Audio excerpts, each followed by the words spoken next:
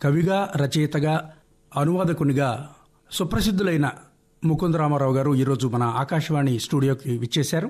వారిని అడిగి వారి జీవిత సాహిత్యాల గురించి కొన్ని విశేషాలు మనం తెలుసుకుందాం. నమస్కారం ముకుందరామారావు గారు. నమస్కారం అండి. 1995లో వలసపోయిన మందహాసం కవితా సంపుటం వెలువరించారు. అప్పటి నుంచి ఇప్పటి వరకు 9 కవితా సంపుటాలు వెలువరించారు.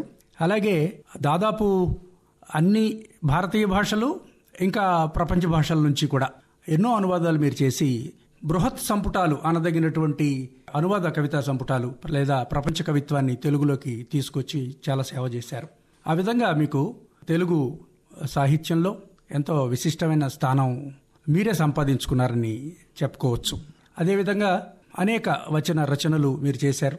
మీరు 1944లో బెంగాల్లోని ఖరగ్పూర్లో జన్మించారు. మీ విద్యాభ్యాసంలో తెలుగు దాదాపుగా లేదు అని చెప్పుకోవచ్చు. అటువంటిది మీరు తెలుగులో ఇంత గొప్పగా కవిగా, రచయితగా, అనువాదికనుగా రాణించడానికి ప్రేరణ లేదా ప్రోత్సాహం ఎక్కడి నుంచి మీకు వచ్చిందని భావించవచ్చు? నిజానికి నేను ఎప్పుడైనా ఒక రచయితగానో లేదంటే కవిగానో అనువాదకుడిగానో స్థిరపడతాను కానీ లేదంటే ఆస్థాను కానీ ఎప్పుడు అనుకోలేదు. ఎందుకంటే ఈ వ్యాసంగం మా ఇంట వంట లేదు.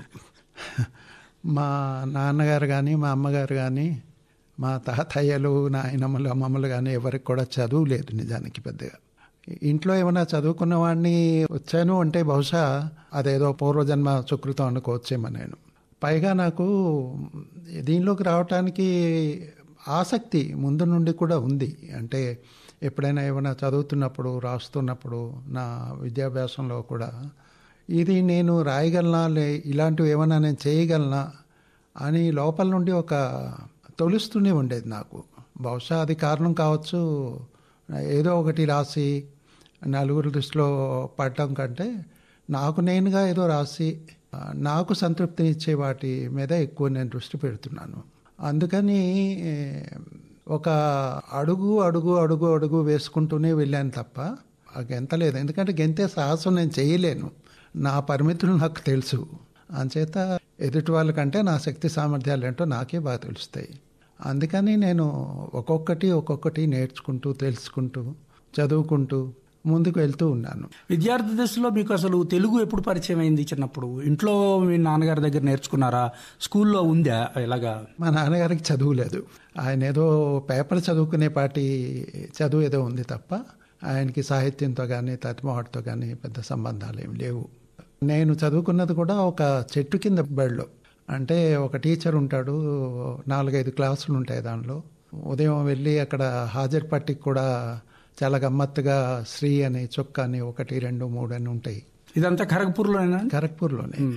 పైగా అది మా ఇంటి దగ్గరసా కూడా కావడంతో నేను ఇంట్లో పెద్దవాడిని ఒక్కడినే. నా తర్వాత 8 ఏళ్ళ వరకు పిల్లలు లేరు కాబట్టి బహుశా ఆ జాగ్రత్తలు కూడా వాళ్ళకి కారణం అయి ఉండొచ్చు. నేను పాఠాలు చెప్పిన పంతులు తెలుగు అయినా అక్కడ బెంగాలీ అయినా? ఆయన తెలుగు ఆయన. అంచేత 4 క్లాస్ వరకు నేను ఆ చెట్టు కింద బడిలోనే చదువుకున్నా.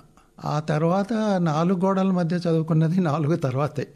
అక్కడికి వెళ్ళి నేను ఆశ్చర్యపోయేవాడిని. ఒక్కొక్క సబ్జెక్టుకి ఒక టీచర్ వస్తాడని, లేదంటే ఇన్ని క్లాస్ రూమ్స్ ఉంటాయని, ఒక్కొక్క క్లాస్కి వేరువేరుగా ఉంటాయని కూడా నేను ఆశ్చర్యపోతూ ఉండేవాడిని. కానీ అది ఒక విధంగా మంచిదైంది. ఎందుకంటే బహుశా నా చదువు కూడా అలాగే మెట్టు ఎక్కాను తప్ప మిమ్మల్ని చదువు బాగా ఆకర్షించిందని భావించుకోవచ్చు.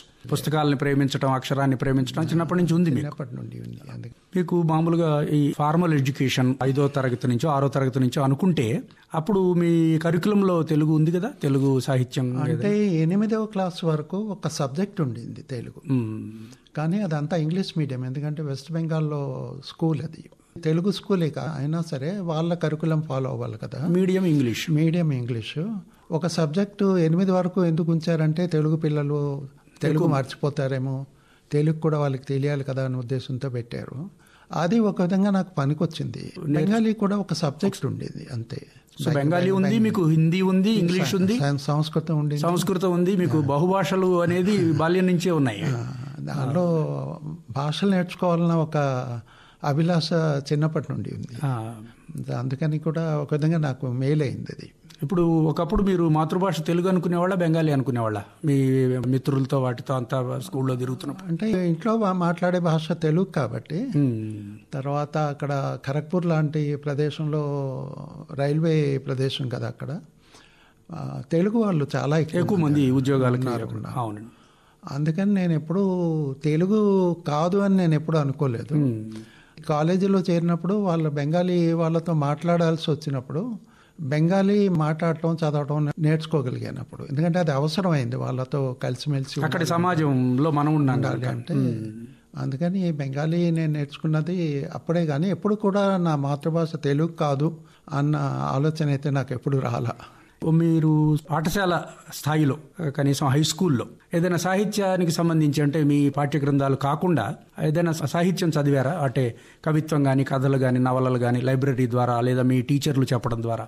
అంటే ఇక్కడ నేను చేరిన స్కూల్లో ఏడాదికి ఒక వార్షిక పత్రిక వచ్చేది. అంటే పిల్లలు, స్కూల్ టీచర్స్, తర్వాత మేనేజ్మెంట్ వాళ్ళంతా రాసిన ఆర్టికల్స్తో ఒక యాన్యువల్ వచ్చేది. దానిలో మంకాల శ్రీపతి గారని ఒక సంస్కృతం పండితుడు, ఆయన మాకు సంస్కృతం నేర్పించేవారు. ఆయన ఎందుకో నువ్వు కూడా రాయేది ఒకటి ఇది అది అని చెప్పి నా వెనకబడ్డారు ఆయన. సో ఆయన ద్వారా నేను ఏదో చిన్నవి ఏవో రాసి, అవి చెప్పుకోదగ్గవి కాదు, అది బహుశా మా తాతయ్య లాంటి వాళ్ళకి చాలా ఆనందంగా ఉండేది. తప్పకుండా మీ పేరుతో అచ్చవడం అంటే గొప్ప కదా. మరి మా మనవడు ఏదో రాస్తున్నాడని మురిసిపోయేవాడు ఆయన. తప్ప తెలుగులో ప్రధానమైనటువంటి కవులు లేదా గ్రంథాల పరిచయం మీకు ఎప్పుడు కలిగింది? నేను స్కూల్లో ఉన్నప్పుడు చాలా తక్కువ. కాలేజీ సమయానికి చాలా వరకు నాకు అక్కడుండే సాహిత్యకారులతో పరిచయాలు ఏర్పడ్డాయి. ఎన్ఆర్ నంది, ముద్దంశెట్టి హనుమంతరావు, గండికోట బ్రహ్మాజీరావు, వాసిష్ఠ, అలాంటి వాళ్ళు చాలామందితో నాకు పరిచయాలు ఏర్పడ్డాయి. దానిలో వాసిష్ఠ అన్న ఆయన మా స్కూల్లోనే పనిచేసేవారు. ఆయన గణపతి ముని గారి అబ్బాయి. ఆయన కూడా నవలది రాశారు ఆయన. అంచేత ఆయన ప్రైమరీ స్కూల్లో ఉండేవారు. నేను కాలేజీ అయిపోయిన తర్వాత అదే స్కూల్లో టీచర్గా కూడా పనిచేశాను. ఎందుకంటే మళ్ళీ ఎంఎస్సీలో చేరాలంటే, బీఎస్సీ తర్వాత ఎంఎస్సీలో చేరాలంటే టైం ఉండేది. మీరు మ్యాథ్స్ చెప్పారా? మ్యాథ్స్ చెప్పాను, సైన్స్ చెప్పాను. అంచేత అదే స్కూల్లో ఆయన కూడా ఉండేవారు కాబట్టి ఆయన మూలంగా కూడా నేను సాహిత్యం మీద కాస్త నాకు అభిరుచి ఎక్కువగా ఏర్పడింది. దానికి తోడు ఈ ముద్దంశెట్టి హనుమంతరావు గారు, కొప్పిలి జానకిరామ్ పట్నాయక్ అని ఒక ఆయన ఉండేవారు. ఆయన అనువాదాలు చేసేవారు. ఆ అనువాదాలు కూడా ఈ దసరా సమయాల్లో బెంగాలీలో వాళ్ళకి వార్షికలు వచ్చేవి. మనకి ఉగాదికి వాటికి వచ్చేవి చూసారా, అలాగా అక్కడ వార్షికలు వస్తాయి. ఇప్పుడు దుర్గా పూజ సందర్భంగా ఆ టైంలో చాలా వస్తాయి. వాటిల్లో రకరకాల సాహిత్యకారులు రాస్తుంటారు. మంచి మంచి కథలు వస్తాయి, నవలలు వస్తాయి, కవిత్వం వస్తుంది. అది ఇంగ్లీష్లో కూడా వస్తాయి. అది తీసుకొని ఆయన అనువాదాలు చేసేవారు. ఆయన కూడా కథలు రాసేవారు. ఆయన అనువాద కథలు చాలా పబ్లిష్ అయ్యాయి అప్పట్లో. ఆయనతో నాకు జరిగిన ఒక మేలు ఏంటంటే, ఇప్పటికీ కూడా నా భాష మీద నాకు నమ్మకం అంత ఉండదు. నాకు తెలుగు సరిగ్గా రాదు, నాకు వస్తుందో లేదో, నేను రాస్తుంది కరెక్ట్ అవునో కాదో అని చెప్పి చాలా ఇబ్బందులు పడుతూ రాస్తున్నాను ఇప్పటికి కూడా. దాదాపు 30 సంవత్సరాల నుంచి కవిత్వం రాస్తున్నా నాకెందుకో ఏమో తప్పులు వస్తాయేమో, నేను సరిగ్గా రాయడం లేదేమో అన్న ఒక, బహుశా నన్ను ఒక అదుపులో పెడుతుందేమో, అది నాకు తెలియదు. అది మీరు అన్నట్టుగా మీ క్రమశిక్షణలో భాగం అది అంతా. చేత ఆయన దగ్గర వెళ్తే ఆయన ప్రతిదీ చూసి తప్పులు దిద్ది కూడా చూసేవారు. కుప్పిలి జానకిరామ్ పట్నాయక్. వాసిష్ఠ గారితో మాట్లాడటం, ఆయన సూచనలు ఏవి చేసేవారు తప్ప ఆయనతో ఈ పాటి సంబంధం లేదు ఆయనతో. అంచేత నేను కాలేజీ నుండి బయటకు వచ్చి ఉన్న తక్కువ టైంలో ఇలాంటి వాటిల్లో ఎక్కువ పడ్డాను నేను. ఎందుకంటే వీళ్ళ సాంగత్యం కూడా నాకు దొరికింది. ఆ తర్వాత ఒక బావగారు ఉండేవారు, దూరపు బావగారు. ఆయన ఏం చేసేవాడంటే, ఆయనకి లైబ్రరీస్లో మెంబర్షిప్ ఉండేది, రైల్వే లైబ్రరీస్. మా నాన్నగారికి అట్లాంటివి ఏవి లేవు కాబట్టి నాకు కూడా ఏం లేదు దానిలో. కాకపోతే ఆయన తెచ్చిన ప్రతి పుస్తకం తెచ్చుకొని చదువుకున్నది నాకు ఇచ్చేవాడు ఆయన. అలాగే నేను చలాన్ని, గోపీచంద్ని, కొడవటిగంటి కుటుంబరావు గారిని, ఇలా చాలామందిని ఆయన ఇచ్చిన పుస్తకాల ద్వారా చదువుకోగలిగాను. కానీ నాకు అప్పటి వరకు పెద్దగా వీళ్ళు ఉన్నారని కానీ, ఇలాంటి మంచి రచనలు ఉన్నాయని కానీ, తెలుగులో ఇంత గొప్ప గొప్ప వాళ్ళు ఉన్నారని కూడా నాకు అంతగా తెలియదు. ఎందుకంటే ఇంట్లో వాతావరణం లేదు. నాకుండే ఫ్రెండ్ సర్కిల్ కూడా నా చదువుకు సంబంధించిన వాళ్ళే తప్ప సాహిత్యానికి సంబంధించిన వాళ్ళు ఎక్కువగా లేరు. ఎక్కువగా ఏంటి లేరనే చెప్పుకోవాలి. నేను రాయటం మొదలెట్టాక ఇతను కూడా ఏదో రాస్తున్నాడని నలుగురికి తెలిసాక ఏమైనా ఇంకా సర్కిల్ కొద్దిగా పెరిగిందేమో తప్ప అప్పటికి ఇప్పటికీ కూడా నాకుండే సర్కిల్ చాలా తక్కువ. నేను నా దీనిలోనే ఉంటాను. చాలా సాహిత్యం చదివారు మీరు చెప్తున్న దాన్ని బట్టి. మరి చాలా సాహిత్యం అప్పటికి చదివారు. అంచేత అది బహుశా నాకు మీరు ప్రధానంగా మరి వచన రచయిత ఎందుకు కాలేదు, కవి ఎందుకు అయ్యారు? మొత్తం మీరు చెప్తున్నవంతా వచనంలో దిగ్ధంతులైన వారి పేర్లు చెప్పారు. నిజానికి నేను కథలు రాశాను. మొదట్లో చిత్రగుప్త అని అప్పట్లో పత్రిక వచ్చేది. దానిలో చలం గారు లాంటి వాళ్ళు కూడా రాశారు. అవునండి. సో దానిలో ముఖ చిత్ర కథానికి వచ్చిందంటే దానిలో పాపులర్ కథ అని లెక్క. దానిలో ఆ కథ కూడా వచ్చింది నాది అప్పట్లో. అయితే అవి కూడా నేనేదో చెప్పుకోదగ్గ కథలు రాశాను. నాకేం ఎప్పుడూ అనిపించలేదు. ఏదో ఉత్సాహం కొద్ది రాసిన కథలే తప్ప నాకే సంతృప్తినివ్వని కథలు. ఏదో వాళ్ళు యాక్సెప్ట్ చేసి పబ్లిష్ చేస్తే ఒక ఆనందం వస్తుంది కదా, దానికోసమే తప్ప నాకు కూడా పెద్దగా ఇదేదో నిలిచిపోయే కథలని లేదంటే గొప్ప కథలు రాస్తున్నాను కానీ నాకు ఎప్పుడు అనిపించలేదు. కానీ రాశాను. ఎందుకంటే అదొక విధంగా సంతృప్తి. అప్పట్లో పబ్లిష్ అయిందంటే ఒక ఎక్సైట్మెంట్ లాగా ఉండేది అప్పట్లో. 60 ఏళ్లకి మీరు కవిగా అవతరించిన 20 ఏళ్లప్పటి నుంచే మీ రచనా వ్యాసంగం ఉంది. అంతకు పూర్వం నుంచి కూడా ఉంది. కాకపోతే నేను స్కూల్ టీచర్ అయ్యాక తర్వాత మళ్ళీ ఎంఎస్సీలో చేరిపోయాక సాగర్ యూనివర్సిటీలో చేరాను. అది మధ్యప్రదేశ్. అది కూడా మ్యాథమెటిక్స్లో చేరాను.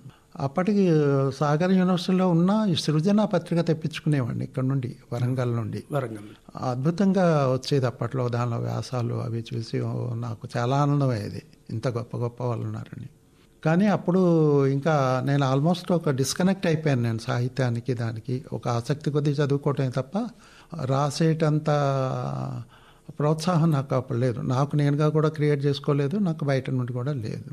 నేను ఆల్మోస్ట్ ఒంటెత్తు చేలో పడ్డట్టు దేనిలో ఉంటే దానిలో ఉండటమే అలవాటు. అంటే చదువులో ఉన్నాను కాబట్టి చదువు నాకు ముఖ్యం, ఇవన్నీ సెకండరీ.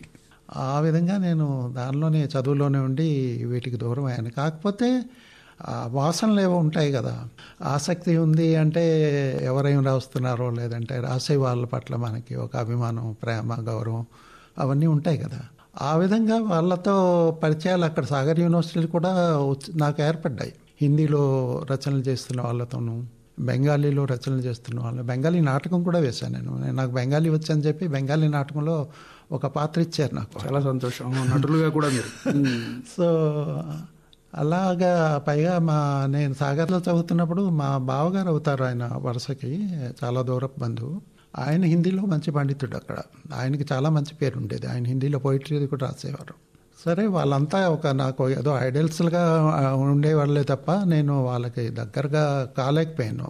నా చదువు మూలంగాను నేను అక్కడ ఎస్టాబ్లిష్ కావాలి కాబట్టి వీటిని నేను ఆల్మోస్ట్ పక్కకు పెట్టాను. నాకు దీనిలోకి రావటానికి హైదరాబాద్ వచ్చాకనే నేను బహుశా. మీరు సాగర్ యూనివర్సిటీ తర్వాత రైల్వేలో చేరారా? సాగర్ యూనివర్సిటీ తర్వాత నేను మళ్ళీ ఐఐటి ఖరగ్పూర్లో చేరాను. రీసెర్చ్ చేద్దామని ఒక ఏడాది డిఐఐటి అంటారు, post graduate diploma of IIT అని, దానిలో చేరాను. ఆ తర్వాత అది యాక్చువల్లీ రీసెర్చ్కి నెక్స్ట్ స్టెప్. అది దానిలో చేరితే నెక్స్ట్ దానిలోనే వెళ్ళాలి. నాకు ఎవరైతే విద్యార్థిగా మీరు చాలా విజయాలు సాధించారు. మీరు చెట్టు కింద పడి దగ్గర నుంచి ఐఐటి దాకా అంటే అది చాలా పెద్ద అధ్యాయం కదా, చాలా గొప్ప. అంటే అదొక డ్రీమ్ ఉండేది నాకు. ఆ డ్రీమ్ ఉండటానికి కారణం ఏంటంటే నేను స్కూల్లో చదువుకుంటున్నప్పుడే నెహ్రూ గారు దాని ఇనాగ్రేషన్ కోసం వచ్చారు. ఐఐటి ఖరగ్పూర్ ఫస్ట్ అయ్యింది. చూశారు మీరు? చాలా దగ్గరగా. ఎందుకంటే మా దూర బంధువు ఆయన తాతయ్య అవుతారు నాకు. ఈయన కలిసి జైల్లో ఉన్నారు. స్వాతంత్ర సమర యోధులు. అంచేత మా తాతయ్య గారు చూసి ఆయన ఆపాడు కారు, ఆపి hello Naidu how are you అని చెప్పి పలకరించాడు ఆయన. అంచేత చాలా దగ్గరగా చూశాను. అప్పటి నుండి ఐఐటిలో చదువుకోవాలి అన్న కోరిక అయితే ఉండేది. అంచేత ఆ కోరిక బహుశా నాకు తీరింది. కానీ ఆ రీసెర్చ్లోకి వెళ్ళేవాడిని. రీసెర్చ్ నాకు ఎవరైతే గైడ్ ఉన్నారో, నేనేమో యూనివర్సిటీలో సెకండ్ అయినా నాకంటే 10 మార్క్స్ ఎక్కువ వచ్చిన వాడు యూనివర్సిటీ ఫస్ట్ క్లాస్ అతను. నేను యూనివర్సిటీ సెకండ్, నాకు 10 మార్క్స్ తక్కువ ఫస్ట్ క్లాస్ కంటే.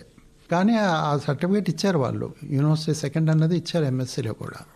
సరే అయితే దానిలో అయితే చేరాను. కానీ వీళ్ళు ఏం చేశారంటే, ఆయన నాకు ఇక్కడ ఫస్ట్ క్లాస్ లేదు కాబట్టి మీకు పిహెచ్డికి అర్హత లేదని చెప్పి రిజెక్ట్ చేశారు నాకు ఐఐటీలో.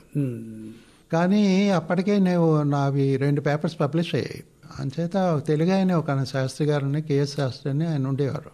ఆయన మా నాన్నగారి దగ్గరికి వచ్చి, నాకు కల్గరీ యూనివర్సిటీ ఒంటారియో కెనడా స్కాలర్షిప్ వచ్చింది, నేను ఎక్కడ వెళ్ళిపోతానని మా నాన్నగారి దగ్గరికి వచ్చి, మీ అబ్బాయి బాగా చేస్తున్నాడు, ఇక్కడైతే పిహెచ్డి 2-3 ఇయర్స్లో అయిపోతుంది, అక్కడికి వెళ్తే మళ్ళీ ఎంఎస్ చేయాలి, ఆ తర్వాత పిహెచ్డి చేయాలి, ఆల్మోస్ట్ 5 ఇయర్స్ అవుతుంది, అంచేత కెనడా పంపొద్దు అన్నట్టు. ఆయన అప్పటికి మా నాన్నగారు రిటైర్ అయిపోయారు, నేనే పెద్దవాడిని ఇంట్లో. అంచేత మా నాన్నగారికి అది బాగా తగిలింది. కొడుకు దగ్గరే ఉండాలని కోరుకుంటారు కదా. అంచేత ఆయన మాటలు నమ్మి నన్ను వెళ్ళనివ్వలే. వద్దురా, ఇక్కడే చేస్తే సరిపోతుంది కదా, ఆయన ఏదో చెప్తున్నాడు కదా, ఇక్కడే చేసేసి అని చెప్పి. నిజానికి ఆయన చెప్పిన ప్రకారం నాకైతే పిహెచ్డి సీట్ రాలేదు కాబట్టి ఇంకా నేను ఆల్మోస్ట్ రిజెక్ట్ అయిపోయాను. ఒకటేమో కెనడా వెళ్ళే ఒక ఇది పోయింది, ఇక్కడేమో పిహెచ్డి చేయటానికి కూడా మార్గం లేకుండా పోయింది.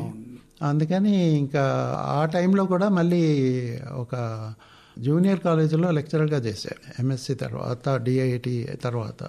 ఈలోగా రకరకాల ప్రయత్నాల్లోనూ ఎంప్రెస్ మిల్స్, టాటా టెక్స్టైల్స్లో చేశాను నేను, నాగ్పూర్లో 1 ఏడాది చేశాను అక్కడ. సో చాలా రాష్ట్రాలు తిరుగుతున్నారు మీరు, బెంగాల్ టు మధ్యప్రదేశ్ టు మహారాష్ట్ర. ఇలా నాగ్పూర్ వెళ్ళి అక్కడ 1 ఏడాది ఉండి, అక్కడ కూడా బహుశా నేను కంటిన్యూ చేసేవాడినేమో, అక్కడ తెలియదు. వాళ్ళేమో బాండ్ రాసిమ్మన్నారు. బాండ్ రాసిమ్మంటే మళ్ళీ అక్కడే ఉండిపోవాలి కదా, నాకు మళ్ళీ అవకాశాలు వస్తాయో రావా అని చెప్పి నేను రాయనన్నా. రాయనంటే మీరు రిజైన్ చేయాలన్నారు వాళ్ళు. సరే చేస్తాను నన్ను.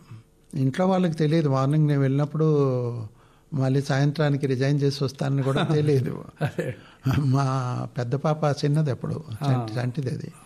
మళ్ళీ నాగ్పూర్ నుండి బ్యాక్ టు ఖరగ్పూర్ వచ్చాము.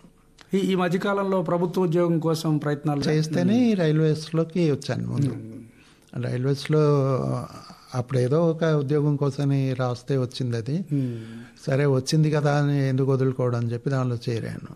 ఇంట్లో వాళ్ళ గైడెన్స్ లేదు నాకు నేనుగా ఏదో అదే మిమ్మల్ని మీరు తీర్చిదిద్దుకున్నారు అలా కొట్టుకుపోవడమే తప్ప.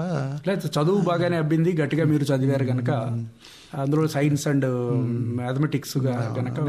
ఐటీలో కూడా అప్లైడ్ మ్యాథమెటిక్స్, ఎంఎస్ ఏమో ప్యూర్ మ్యాథమెటిక్స్. రైల్వేస్కి వచ్చాను. ఇక్కడ బిలాయిలో 1 ఏడాది ఉన్నాను. ఈలోగా ఇక్కడ వీళ్ళకేవో వేకెన్సీలు ఉన్నాయి కావాలంటే అప్లై చేసుకుంటే, ముందు మా వాళ్ళు రిలీజ్ చేయనన్నారు అక్కడ వాళ్ళు, కానీ ఆ తర్వాత ఏవో మొత్తం మీద రిలీజ్ చేశారు. ఉద్యోగరీత్యా ఆంధ్రప్రదేశ్లో ఏ దశలో ప్రవేశించారు మీరు? సికింద్రాబాద్లోనే, అంతకుముందు ఎక్కడైనా? లేదు, ఆంధ్రప్రదేశ్ అంటే దీనికే వచ్చాను, రైల్వేస్లోనే వచ్చాను. రైల్వేస్కి వచ్చాను. అంతకుముందు ఇంకా దేనిలోనే ఇక్కడ చేయలేదు. కాకపోతే నా పెళ్ళి ఇక్కడే జరిగింది, హైదరాబాద్. అంచేత మా మామగారు వాళ్ళంతా ఇక్కడే, వాళ్ళ ఫ్యామిలీస్ అంతా ఇక్కడే ఉన్నారు. వాళ్ళు అంబర్పేటలో ఇప్పటికీ వాళ్ళ ఇల్లుంది. అయితే నేను ఇక్కడికి వచ్చాక బెల్లంపల్లిలో వేశారు నన్ను. రైల్వేస్కి వచ్చాక బెల్లంపల్లి మైక్రోవేవ్స్లో, అంటే టెలికమ్యూనికేషన్స్లో చేరాను నేను.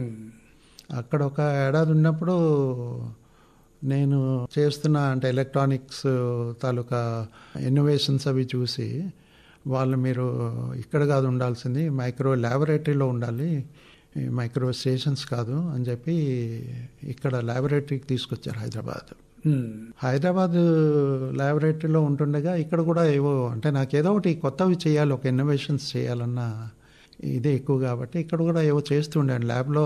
I could able to make my mark. దానిలో ఉంటుండగా వాళ్ళకి అప్పట్లో ఐప్యాడ్స్ లాంటి 8-bit కంప్యూటర్స్ వచ్చాయి, చిన్న చిన్న కంప్యూటర్స్, పీసీస్లు రాకముందు వచ్చేవి అవి, హోమ్ కంప్యూటర్స్ అనేవాళ్ళు వాటిని.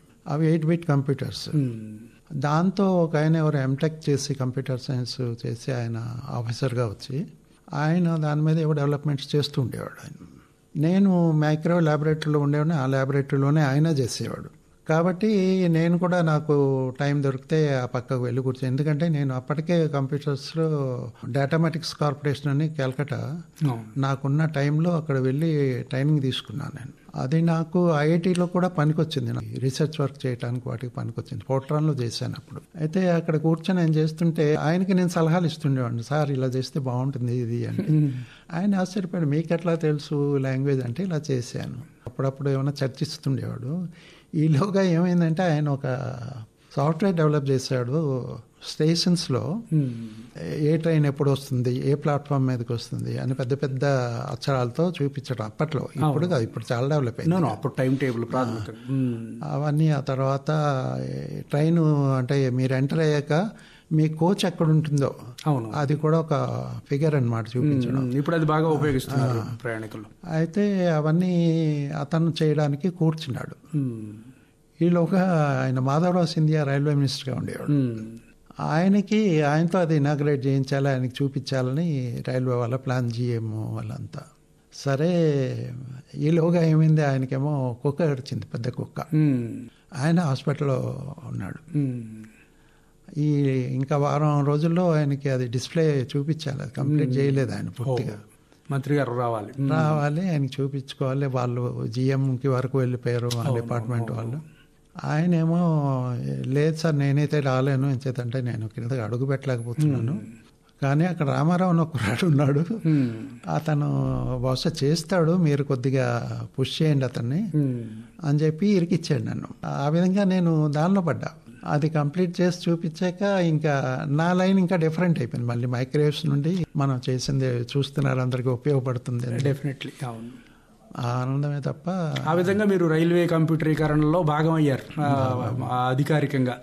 ఆ తర్వాత మీరు మామూలుగా టికెటింగ్ కంప్యూటరైజేషన్ వాటన్నిటిలో కూడా ఈ సేవలు ఉన్నాయి.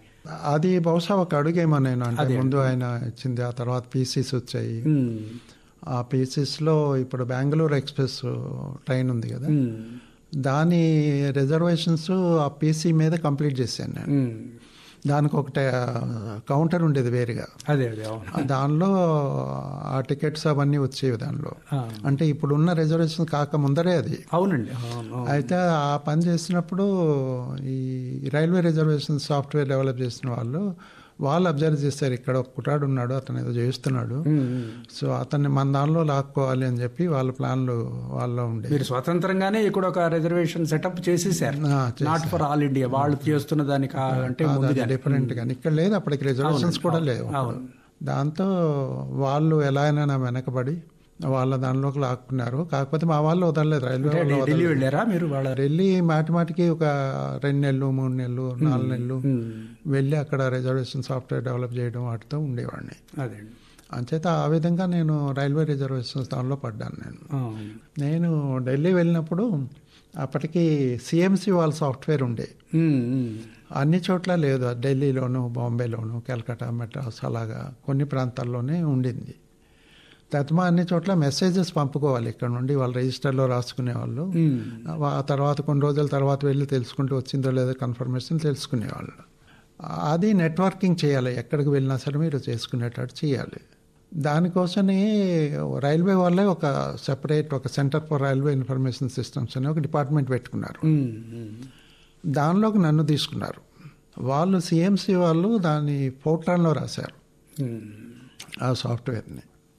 ఇది మేము ఈ కొత్తగా ఈ క్రిస్లో వచ్చిన వాళ్ళు C++లో సిలో చేసాము. అది అప్పటికి సి కొత్త, C++ కొత్త. సరే, నాకుండే అనుభవంతో నన్ను దానిలో పెట్టారు. సో చేశాక కానీ వాళ్ళకి ఇబ్బందులు ఏం తప్పలేదు, ఎందుకంటే క్రిస్ వాళ్ళకి నార్థన్ రైల్వే హెడ్ ఎవరైతే ఉన్నాడో అతనికి క్రిస్ వాళ్ళకి ఇవ్వడం ఇష్టం లేదు. ఆయన దురదృష్టం ఏమో తెలియదు, ఆయన ఏమో క్రిస్ హెడ్ చేశారు ఆయన్ని. చిత్రంగా ఆయనేమో దీన్ని లేకుండా చేద్దామని ఆయన ప్రయత్నంలో ఉంటే క్రిస్ను పెట్టి నువ్వు డెవలప్ పెట్టి అప్పటికీ ఆయన దాన్ని వదులుకోలేదంటే సిఎంసి వాళ్ళ పచ్చానే ఉన్నాడు. ఉండి ఒకరోజు ఏం చేశాడంటే ఆయన చాలా వరకు అయిపోయింది నాకు చూపించండి అన్నాడు. దానికి ఒక పెద్ద పరీక్ష పెట్టాడు. ఏం చేశాడు, నార్థన్ రైల్వేలో ఎక్స్పర్ట్ కౌంటర్స్లో పనిచేసే వాళ్ళని డిఫరెంట్ లైన్స్లోకి వెళ్ళేది. ఆ తర్వాత డిఫరెంట్ కన్సెషన్స్ ఉండేవి. అలాగా అంటే కాంప్లికేటెడ్గా ఉండేవన్నీ దగ్గర రాయించి తీసుకొని వచ్చాడు. ఇది 9 చేయాలి, ఇది 10 మందికి చేయాలి, ఈ రూట్లో చేయాలి, ఈ కన్స్ట్రక్షన్స్ ఇవ్వాలి, అలాగే డిఫరెంట్ అవన్నీ తీసుకొచ్చి 10-15 తీసుకొచ్చి ఇవి చేయండి, దాన్ని అవుట్పుట్ నాకు చూపించండి. మా వాళ్ళకి భయం అది అవుతుందా లేదా సరిగ్గా, ఎందుకంటే క్యాల్కులేషన్స్ ఆ పార్ట్ అంతా నేను చూసేది. అదే భయం ఉంది, మీరు ఉన్నారన్న ధైర్యం కూడా ఉంది వాళ్ళకి. సరే చేస్తే ఒక్కొక్కటి చూస్తే ఆయన చూసి ఆశ్చర్యపోయాడు. వాళ్ళని తీసుకుని వచ్చాడు కదా, వాళ్ళు కూడా సార్ కరెక్ట్ సార్ అని చెప్పడం వల్ల అప్పుడు ఆయనకి ఇంకా పర్వాలేదు, ఇది తీసుకోవచ్చు అని చెప్పి ఒక్కొక్క దగ్గర ఇంప్లిమెంట్ చేసుకుంటూ వచ్చాయన్నమాట. ఆ విధంగా నేను కలకట్టాలో ఆల్మోస్ట్ 1 ఏడాది ఉన్నాను, ఢిల్లీలో ఒక 2 ఏళ్ళు ఉన్నాను, బాంబేలో 1 ఏడాది ఉన్నాను, మెడ్రాస్లో 1 ఏడాది ఉన్నాను. అంచేత ఇవన్నీ సాఫ్ట్వేర్ డెవలప్ చేసి పైగా ఒక రెసిస్టెన్స్ ఉంటుంది. ఇన్ ది సెన్స్ వాళ్ళేమో ఆల్రెడీ ఒక పద్ధతికి అలవాటు పడిపోయారు. దాని నుండి ఇంకో దానిలోకి మారాలంటే తొందరగా మారరు వాళ్ళు, ఈజీగా ఇన్నోవేటివ్ గా చేసేస్తున్నారు. సో దానిలో ఏమో ఇలా ఉండింది, మాకు అలాగే కావాలి, ఇలా కాకూడదు, వాళ్ళ తాలూకా ఫీడ్బ్యాక్ కూడా తీసుకుని అవన్నీ చేసుకుంటూ వచ్చి మెడ్రాస్కి వచ్చేసరికల్లా మెడ్రాస్లోనే టోటల్గా అన్ని ప్లేసెస్కి కలిపాం. కనెక్టెడ్ అంతవరకు కలపలే, సికింద్రాబాద్లో ఒకటి యాడ్ చేసాము, కానీ తదిమా అన్ని చోట్లని కలిపింది మాత్రం మెడ్రాస్లోనే ఇంటిగ్రేట్ చేసిందంతా. అయితే అక్కడ కూడా నాకు పెద్ద సమస్య ఏమొచ్చిందంటే, టికెట్ వస్తుంది కదా మనకి, ఆ టికెట్కి కావాల్సిన సాఫ్ట్వేర్ నేనే డెవలప్ చేసింది. మీకు వచ్చే టికెట్ సాఫ్ట్వేర్ డెవలప్ చేసింది అది వినబట్టే మీకు అయితే ఆ టికెట్ సాఫ్ట్వేర్ చేసినప్పుడు మెడ్రాస్కి టెస్ట్ చేసినప్పుడు వాళ్ళకంతా సరిగ్గా వస్తుంది. కానీ తతిమా ప్లేసెస్లో ఫామ్ ఫీడ్ అయిపోయి ముందుకు పోతుంది. ఒక ప్రింట్ అయ్యాక ఊరికనే ఒక టికెట్ ముందుకు వెళ్ళిపోతుంది, దాన్ని మళ్ళీ వాళ్ళు వెనక్కి తిప్పుకొని మళ్ళీ ప్రింట్ చేసుకోవాలి. రోల్ పెట్టేవాళ్ళు కదా అప్పుడు. అయితే వాళ్ళంతా గొడవ అనమాట, మేము ఎలా అయితే చేయలేము, రష్ ఉంది, ఇది అదేసారి మళ్ళీ వెనక్కి ముందుగా కష్టం. ఆ బాంబే లాంటి ప్లేసుల్లో అయితే అద్దాలు విరగొట్టడానికి వాటికి రెడీ అయిపోయారు వీళ్ళ. అంతకుముందు బిళ్ళ టికెట్లు ఈజీగా ఉండే, ప్రింట్ చేసి కొట్టేసి విసిరేసేవాళ్ళు. వాళ్ళు గొడవ చేయడం మొదలెట్టారు. సరే వీళ్ళు ఏంటంటే ఇంకా రివర్ట్ చేద్దాము అంటే నెట్వర్కింగ్ సాఫ్ట్వేర్ రిలీజ్ చేయొద్దు అంటే ముందున్న కొనసాగిద్దాం, ఈలోగా అదేదో రెక్టిఫై చేసుకుని పెడదాం అనుకుని వాళ్ళు డిసైడ్ చేసుకున్నారు. కానీ నాకు లోపల అర్థమైపోయింది ఏమై ఉంటుంది దీనికి కారణం. అందుకని నేను వీళ్ళు ఏవో తంటాలు పడుతున్నారు, గొడవలు పడుతున్నారు, ఆపేద్దాం అంటున్నారు, ఇదంటున్నారు, అదంటున్నారు నాకు వినిపిస్తూ ఉంది. కానీ నేను దాన్ని లోపలికి పోయి దాన్ని రెక్టిఫై చేసి కలకట్టాకి ముందు దాన్ని రిలీజ్ చేసి వాళ్ళేమో ఇప్పుడు సరిగ్గా వస్తుందన్నారు. ఈలోగా నేను వచ్చేసి నాయన మీరు అన్ని చోట్ల రిలీజ్ చేయండి, everything will be all right అంటే అయిపోయారు. కానీ ఆ టెన్షన్ నేను అప్పుడు ఎలాగ తీసుకోగలిగాను ఇప్పుడు ఆలోచిస్తే నాకు భయం వస్తుంది. అవునవును. సో అలాంటి ఎక్స్పీరియన్సెస్ చాలా ఉన్నాయి రైల్వేస్లో. అయితే ఇప్పుడు పెరిగినటువంటి రద్దీకి దాని అంతటికి ఎంతో ఉపయోగకరంగా ఉన్న ఆటోమేషన్ అనే దానికి టికెట్ విషయంలో మీరు చాలా పాటుపడ్డారు. తప్పకుండా ఈ క్రమంలోనైనా మీరు విదేశీ యాత్ర అంటే అప్పుడు ఇక్కడ ఉన్నప్పుడు వెళ్ళలేదు, అంటే రైల్వేస్లో ఉన్నప్పుడు వెళ్ళలేదు. రైల్వేస్లో ఉంటుండగా నా వర్క్ అది చూసి వాళ్ళు కూడా నన్ను తీసుకుందామని ప్రయత్నాల్లో వాళ్ళు ఉండే, కానీ మా వాళ్ళు విడిచిపెట్టడానికి ఒప్పుకోలేదు. ఇంకా లాభం లేదు, ఇలా అయితే వెళ్తున్నాడు అని చెప్పి నాకు స్పెయిన్ తీసుకెళ్లారు. వీళ్ళే రైల్వేస్ వాళ్ళే స్పెయిన్ పంపించారు. నాతో పాటు మా జిఎం కూడా వచ్చాడు, ఎవరైతే అతను దీనికి అగెనిస్ట్ గా ఉన్నాడో అతనే వచ్చాడు, అతనితో పాటు నేను వెళ్ళా. అక్కడేవో ప్రజెంటేషన్ అది చేసి వచ్చాక అప్పుడే నాకు ఈ అదే నెల అదే ఆకాశం చాలా కాన్సెప్ట్ వచ్చింది. ఫస్ట్ టైం ఫ్లైట్ నుండి దిగినప్పుడు నాకు అదే ఆకాశం, అదే నెల, అదే అంతా ఎవ్రీథింగ్. ఇదేదో కవిత్వం కూడా ఇంతే కదా, కవిత్వం అన్నది ఉంటే భాషతో సంబంధం లేదు, ఎక్కడైనా ఒకటి అన్న కాన్సెప్ట్ ఎప్పుడైనా రాస్తే ఈ పేర్లతో రాయాలి అన్న ఒక బీజం పడింది అప్పుడే. బార్సిలోనా వెళ్ళినప్పుడు, స్పెయిన్ వెళ్ళినప్పుడు అప్పుడు ఒక బీజం పడింది. దాన్ని అవుతుందని నేను ఎప్పుడు అనుకోలేదు, అయిందంతే. చాలా అది బృహత్ సంపుటం కదా, అదే నెలలో కనీసం 1000 వరకు ఉంటాయి, ఇంకెక్కువ ఉన్నాయి. అన్ని భాషలకు సంబంధించి 40 భాషలు, భారతీయ భాషలు. చాలా పెద్ద సంపుటం. అవును, చాలా పెద్ద కృషి అది. అయితే ఇక్కడ నుండి కాకుండా నేను ఈ దీనిలో వాళ్ళ హెచ్పి వాళ్ళ దీనిలో చేరాక చాలా దేశాలు వెళ్ళాను. ఎంచేతే వాళ్ళు పంపించేవాళ్ళు. న్యూయార్క్లో American stock exchange software develop చేసాం, న్యూయార్క్ స్టాక్ ఎక్స్చేంజ్. అయితే అక్కడ ఉన్నప్పుడు నాకు చాలా పెద్ద మేలు జరిగింది ఏంటంటే, న్యూయార్క్ స్టేట్ లైబ్రరీ ఏదైతే ఉందో అది ప్రపంచంలోనే one of the greatest libraries. ఒక్కొక్క దేశానికి ఒక్కొక్క గది ఉంటుంది. అర్థం చేసుకోవచ్చు ఎన్ని బిల్డింగ్లు ఉంటాయి, ఎన్ని రూములు ఉంటాయి. మన తెలుగు పుస్తకాలు కూడా చాలా ఉన్నాయి. అంచేత నేను సాఫ్ట్వేర్లో ఉన్న సాటర్డే సండేస్ మార్నింగ్ ఎప్పుడో 6 o'clock 7 o'clock వెళ్ళిపోయి రాత్రి 9, 10, 11కి తిరిగి వచ్చేవాడు. ఒక్కొక్క గదిలోకి పోయి ఆ గదిలో ఏ లాంగ్వేజ్, న్యూయార్క్ వాళ్ళకంటే మీరే ఎక్కువ ఉపయోగించుకున్నారు న్యూయార్క్ స్టేట్ లైబ్రరీని. దానిలో పుస్తకాలు తీయడం, చదువుకోవడం, దానిలో నోట్ చేసుకోవడం, పెట్టడం, కావాలంటే ప్రింట్అవుట్ తీసుకోవడం, జెరాక్స్ తీసుకోవచ్చు అక్కడ డబ్బులు ఇచ్చి.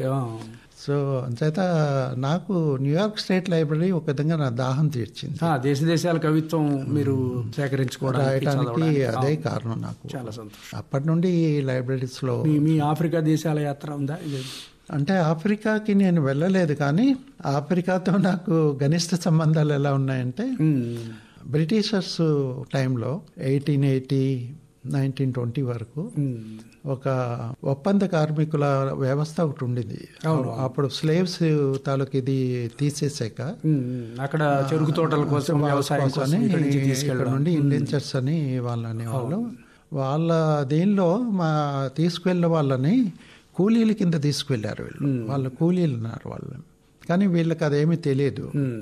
కానీ అప్పటి పరిస్థితులు, దేశంలో పరిస్థితులు, గ్రామాల్లో పరిస్థితులు ఎంత దారుణంగా తయారు చేశారంటే బ్రిటిషర్స్ వాళ్ళ పొలాలున్నా పెద్ద పండించుకోలేరు, పండించుకున్నా అది అమ్ముకోలేరు, బోల్డ్ అంత శిస్తులు కట్టాలి, ఇవి అవి, ఇంకా ఆల్మోస్ట్ ఇంకా అడుక్కునే స్టేజ్ వరకు తీసుకొచ్చిన ఇన్స్టెన్సెస్ చాలా చోట్ల కనిపిస్తాయి. అవునండి. దానికి తోడు కరువులు ఉండేవి, విపరీతమైన కరువులు కూడా వచ్చాయి ఆ టైంలో.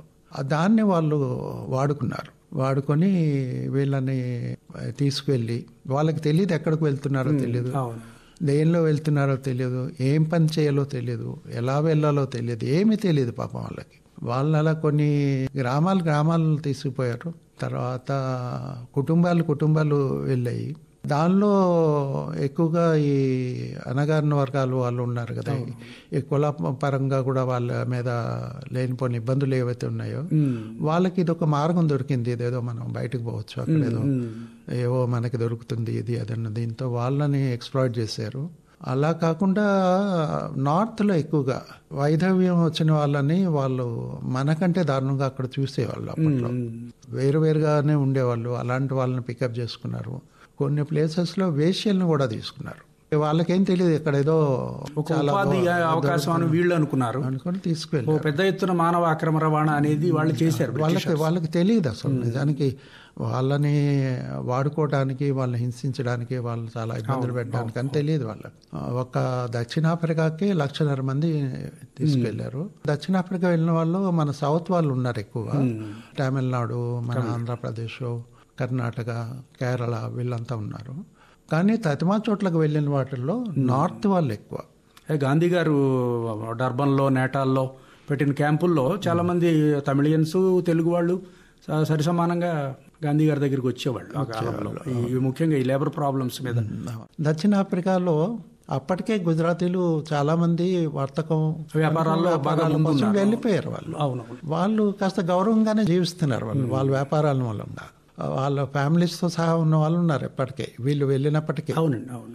అయితే వీళ్ళు వెళ్ళిన తర్వాత వాళ్ళు ఇబ్బంది పడటం మొదలెట్టారు. ఎందుకంటే వీళ్ళేమో కూలీలు, వాళ్ళేమో ఏదో గొప్ప పని చేస్తున్నట్టు వ్యాపారులు. స్థాయికి వచ్చాక ప్రభుత్వంతో సాన్నిహిత్యం కూడా ఉంటుంది. వాళ్ళ స్థాయి వాళ్ళకి తెలిసొచ్చింది అప్పుడు. అంచేత వీళ్ళని ఎలాగ ఆపాలి, లేదా వీళ్ళని ఇక్కడ నుండి రాకుండా ఎలా చేయాలన్నది వాళ్ళ ప్రయత్నాల్లో వాళ్ళు ఉండేవారు. అదే. అందుకని గాంధీ గారికి ఏం చేయాలో తోచలేదన్నమాట. కానీ ఆయన లోపల తెలుస్తూనే ఉండేది, లేదు వీళ్ళు అన్నెసరిగా వీళ్ళు ఇబ్బంది పెడుతున్నారు, వీళ్ళు చాలా ఇబ్బంది పడుతున్నారు అన్నది అతనికి తెలుస్తూనే ఉంది. ఆ ఎఫెక్ట్ ఆయన మీద రావటం మొదలెట్టింది. ఆయన్ని కూడా అగౌరవంగా చూడటం మొదలెట్టారు వాళ్ళు. అది చేశాక అప్పుడు అది ఇండెంచర్దే ఆయన ఒక మెయిన్ ఆయుధం కింద పెట్టుకొని ఇక్కడికి ఇండియాకి వచ్చాడు. అవును. వచ్చి ఆయన ప్రయత్నాల మూలంగా చాలా వరకు అది ఆగింది, కానీ లేదంటే ఇంకా కొన్నాళ్ళు నడిచేది అది.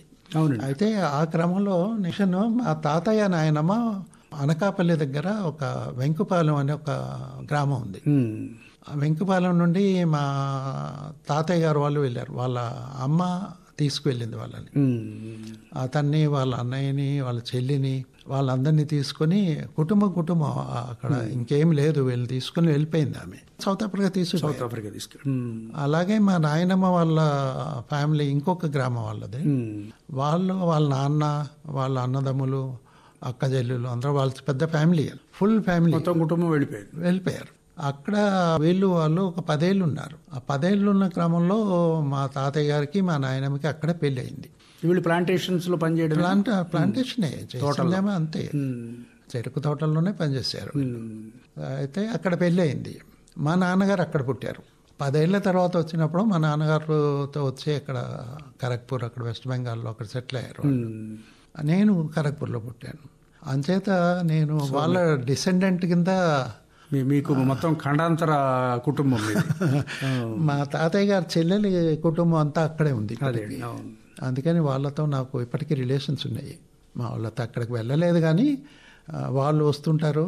తర్వాత వెస్ట్ బెంగాల్లో ఉన్నప్పుడు ఎక్కడున్నా బయట వాళ్ళు ఎంత వాళ్ళకి దగ్గరగా ఉన్నా, ఎంత వాళ్ళ మూలంగా వాళ్ళ మేలు జరుగుతున్నా, నాన్ బెంగాలీస్ ఆ భేదం ఎప్పుడు ఉంటుంది, అది ఉంటుంది. అలాగే ఎక్కడికి వెళ్ళినా సరే ఆ వలస ఎఫెక్ట్ ఏదైతే అది నా మీద చిన్నప్పటి నుండి పడింది, నాకు తెలుసు. సో నేను ఇక్కడ వాళ్ళని కాదు, ఇక్కడ ఉంటున్నాను అన్నది. మొదటి కవితా సంపుటానికి కూడా ఆపాదంతోనే ఎత్తుకున్నారు మీరు.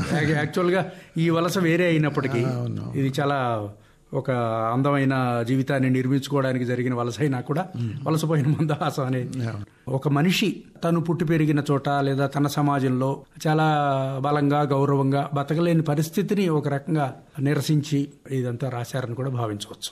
ఇంకా ప్రస్తుతం మీరు చేస్తున్నటువంటి సాహిత్య కృషి అంటే మీరు ఇప్పటికీ చాలా కవిత్వ సంపుటాలు, అలాగే మీకు ఎంతో గొప్ప పురస్కారాలు, అజో విభో కందాళం వారి జీవన సాఫల్య పురస్కారం అనేది తప్పకుండా అది కూడా మీరు పొందగలిగారు. ఆ విధంగా మీరు సాహిత్య రంగంలో చాలా గొప్ప గౌరవం పొందారు. చాలా బాగా రాశాను చేశానని సంతృప్తి ఉందా, లేకపోతే నన్ను ఇంకా వీళ్ళు గుర్తించలేదు, ఇంకా నాకు అలా ఏమన్నా ఇబ్బంది పడుతున్నారా అనేది? అలానే ఏమీ లేదు, కానీ అంటే అజో విభో కందాళం వాళ్ళ జీవిత సాఫల్య పురస్కారం వచ్చే వరకు కొద్దిగా నాకు లోపలైతే అది తొలిచేది.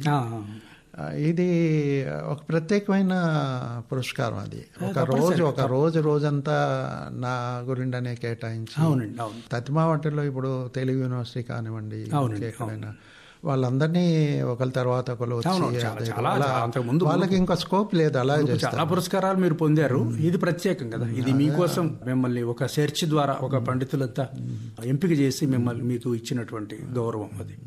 కానీ I should thank the people who have chosen me, అంతే తప్ప నేను దానికి అర్హుడిని అవునో కాదో నాకు ఇప్పటికీ. మీ కృషి ఉంది కదండి, రాశిలోను వాసిలోను కవిత్వంలో మీరు చేసిన కృషి కనపడుతోంది. అనేక మీ గ్రంథాలు మొత్తం 20 కనీసం కనపడుతున్నాయి కదా, 30 వచ్చాయి. అవును, మీ సొంత పుస్తకాలు. అదేవిధంగా మీ కవితలు బెంగాలీ, కన్నడ, మలయాళీ, మరాఠీ, ఇంగ్లీష్ అన్ని భాషల్లో మీ కవిత్వం అనువాదమైంది. ఒక జాతీయ కవిగానే ఖ్యాతిగాంచారని భావించవచ్చు ముకుంద రామారావు గారు. తప్పకుండా సాహిత్యానికి సంబంధించి కవిత్వానికి సంబంధించి మీరేమైనా ఇటీవలి మీ పరిశీలనలు కానీ వాటి మీరేమైనా చెప్పదలుచుకున్నారా? ఇటు ఈ మధ్య వస్తున్న కవిత్వం మీరు రాయడమే కాకుండా చాలా చదువుతారనేది కూడా మాకు తెలుసు. ఇప్పుడున్న యువతరం రాస్తున్నది కానీ ఇవన్నీ, లేదా మీరు ఏమన్నా సందేశాలు ఇవ్వదలిస్తే? నేను నేర్చుకుంటునేవాడిని కానీ నేర్పేవాడిని కాదన్నది నాకు బాగా తెలుసు. కాకపోతే ఏంటంటే నేను ఇతర రాష్ట్రాల్లో చూసిన సాహిత్యకారుల్ని కానీ మన రాష్ట్రంలో అంటే తెలుగు రాష్ట్రాల్లో ఉండే దానిలో చూస్తున్న దానిలో కానీ నాకు తేడా ఎక్కడ కనిపిస్తుంది అంటే, మనకి భాష పట్ల లేదా సాహిత్యం పట్ల కూడా వాళ్ళకున్నంత అభిమానం కానీ ప్రేమ కానీ ఎవరికి వాళ్ళే ఎక్కువగా ఇక్కడ ఉంటున్నారు. అంటే నేనే గొప్పవాడిని, నా ఎదుటివాడు కాదు అన్నది లోపల ఉంటుంది. ఎదుటివాడు ఎంత చేస్తున్నా వాళ్ళని మెచ్చుకోవాలనో లేదంటే ఒక మంచి మాట చెప్పాలనో కూడా అన్నా సరే అది పెదవి దగ్గర నుండే వస్తుంది తప్ప లోపల నుండి రాదు. అది క్లియర్గా కనిపిస్తుంది.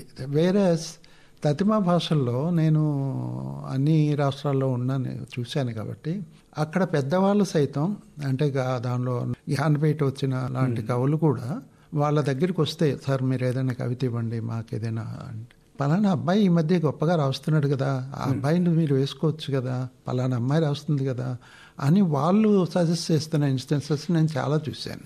కొత్త వాళ్ళని ప్రోత్సహించడం అనేది అక్కడ బాగా ఉంది. పైగా వాళ్ళ భాష పట్ల వాళ్ళకి ఎంత దే టేక్ ప్రైడ్, మా భాషలో ఇంత గొప్ప కవిత్వం వస్తుంది, ఇంత గొప్ప రచనలు వస్తున్నాయని ఫీల్ అవుతారు వాళ్ళు. మన దానిలో అది ఎందుకో కొరవడింది, నాకు తెలియదు, అది ఎందుకైందో తెలీదు నాకు. కానీ అదైతే క్లియర్గా ఆ డిఫరెన్స్ అయితే తతిమా భాషలకి మన భాషకి నాకు కనిపిస్తూ ఉంది. దానికి కారణాలు బహుశా ఎవరికి వాళ్ళకు వాళ్ళే పైకి రావడం మూలంగా కావచ్చు, లేదంటే వాళ్ళు ఉండే పరిస్థితుల మూలంగా కావచ్చు, ఏమో మొత్తం మీద నేనైతే ఆ విధంగా ఇబ్బంది పడుతూ ఉంటాను నేను ఎప్పుడు. కానీ ఇక్కడ వస్తున్న కవిత్వం కానీ రచనలు కానీ ఏ భాషకి తీసిపోని. ఈ వాతావరణం వల్ల మీరే ఇబ్బంది పడ్డారంటే ఇప్పుడు కొత్తగా వచ్చేవాళ్ళు కూడా ఇబ్బంది పడతారు కదా తప్పకుండా. కానీ రచనలు ఏవి తీసిపోనివి కాదు. ఈ మధ్య కొత్తగా రాస్తున్న పిల్లలు మంచి కవిత్వం రాస్తున్నారు చాలా మంది. కాకపోతే వాళ్ళకి సరైన ఫుటింగ్ దొరకట్లేదు, సరిగ్గా మనం వాళ్ళని ప్రొజెక్ట్ చేయట్లేదు. ముందు మనం గర్వపడాలి మన భాష పట్ల, అది ఎందుకో లోపిస్తోంది ఇక్కడ. సో మీ మాటలు విని తప్పకుండా మారతారని, చక్కగా మంచి వాతావరణం ఏర్పడుతుందని ఆశిద్దాం. చూద్దాం. చాలా సంతోషం ముకుందరామారావు గారు, మీరు మా స్టూడియోకి వచ్చి విలువైన విషయాలు తెలియజేశారు. నమస్కారం ముకుందరామారావు గారు. నమస్కారం అండి.